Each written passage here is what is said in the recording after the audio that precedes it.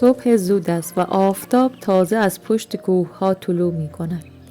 من به باغچه کوچکم می روم. جایی که هر برگ کلم و هر ساقه سبزی داستانی از زندگی و برکت در خود دارد. دستانم آرام میان سبزیجات حرکت می کند و با هر چیدن قلبم پر از شکرگزاری می شود.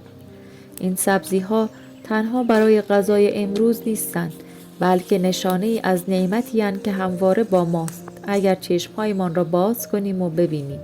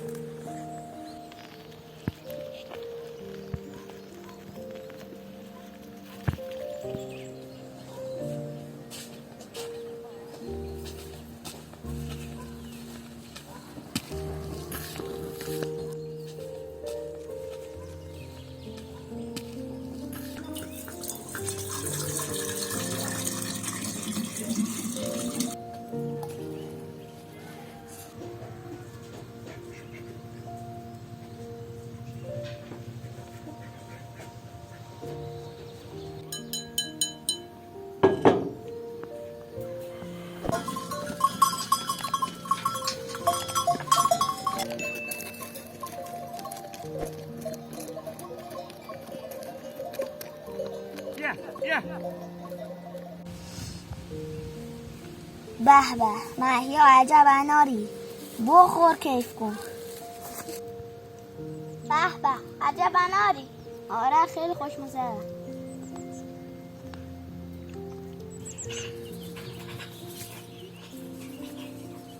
آخر مهربانم راهی باغ می شوم تا برای بزغاله هایی که امروز با مجید به صحرا نرفته اند علف تازه بیاورم. نگاه شاد و بازیگوششان یادآور می شود که مسیر زندگی گاهی با قدم های کوچک و ساده پرمعنا می شود و خوشبختی را در چیزهای ساده باید جست.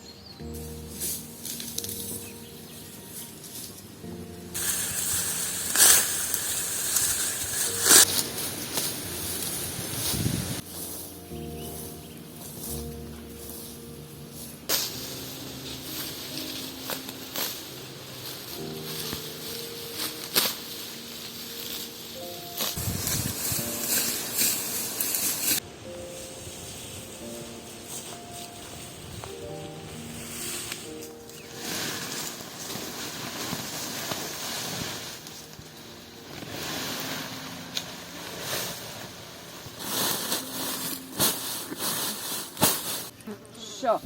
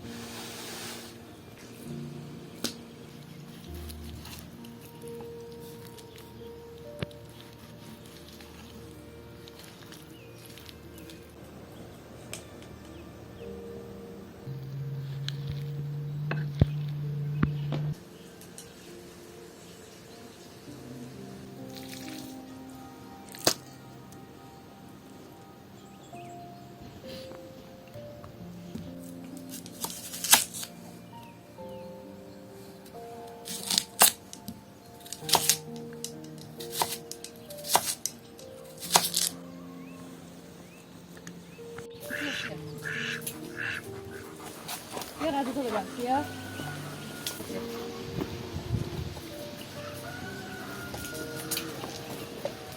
بیا.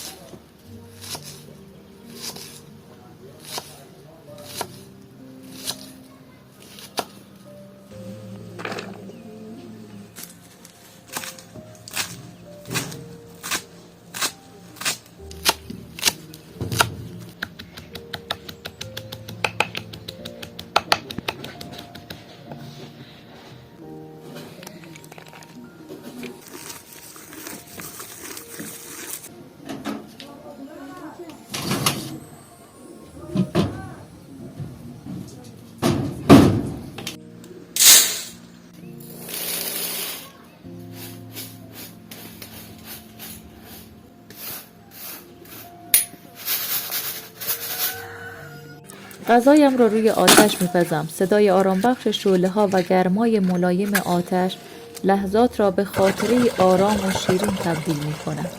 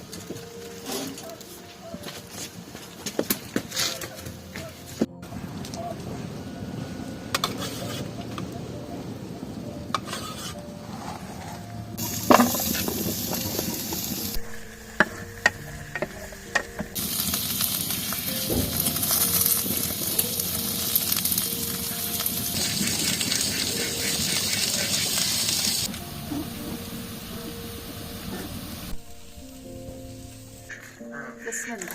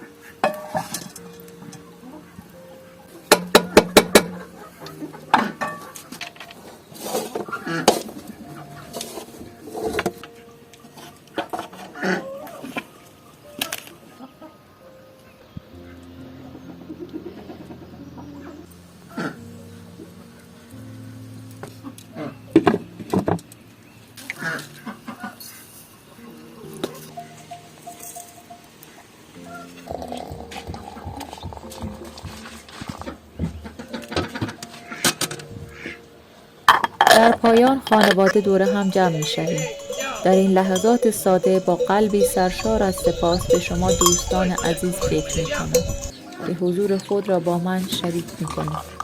شکر از خداوند برای این همه نعمت و شکر از شما برای همراهیتان. باشد که روزهای شما پر از آرامش، شادی و کشف زیبایی‌های کوچک زندگی باشد. خدا نگهدارت. سپاس بفرمایید. می‌نماییم. عجب چایی دست شده شما درد دست نکنه. نکنه. نوش جونت. گپ چایی شده گل ریختی توش.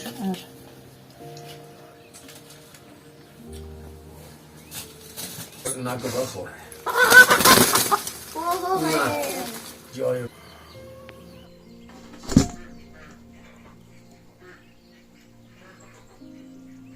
به به عجب چیزی شده مامان.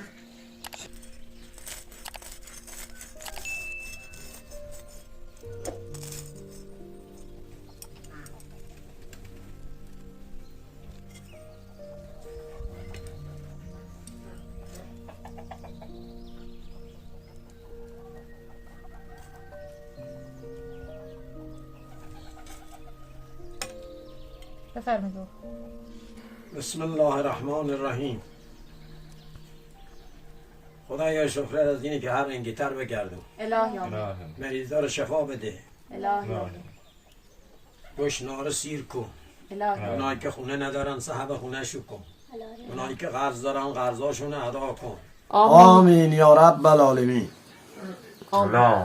اللهم صل علی محمد.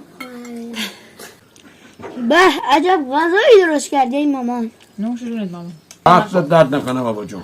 نوش جونت خیلی بابا. زحمت کشیده. نوش جونت. شما زحمت کشیدی که کلمو کاشتی.